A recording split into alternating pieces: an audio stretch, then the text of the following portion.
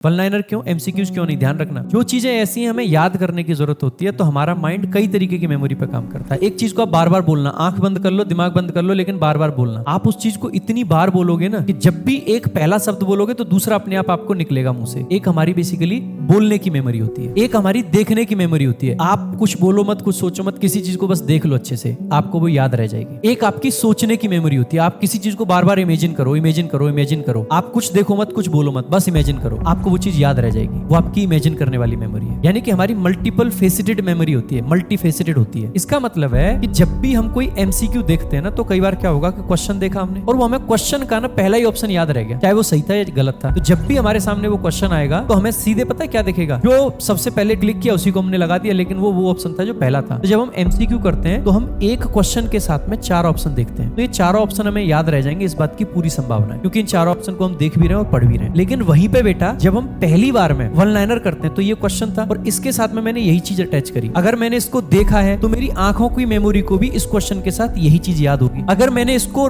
बोल के पढ़ा है, रीड करा है, तो मेरे बोलने की मेमोरी को भी इस लाइन को बोलने के बाद में यही शब्द सबसे पहले क्लिक करेगा। इसीलिए जब भी हम पेपर में जाएंगे तो जैसे ये क्वेश्चन मुझे दिखेगा सबसे पहली मेरी नजर ऑटोमेटिकली उसी ऑप्शन पर जाके टिकेगी, वो सही होगा, क्योंकि मैंने वन लाइनर फॉर्मेट में इसी तरीके से पढ़ा था। आपको बहुत सारे लोग कहते होंगे एमसीक्यू करो, जीएस में एमसीक्यू करो। मेरा मानना है वन लाइनर पढ़ो, बहुत सारी आपकी हेल्प होगी, इससे बहुत हेल्प होगी, मैं गारंटी दे सकता हूं आप लोगों को।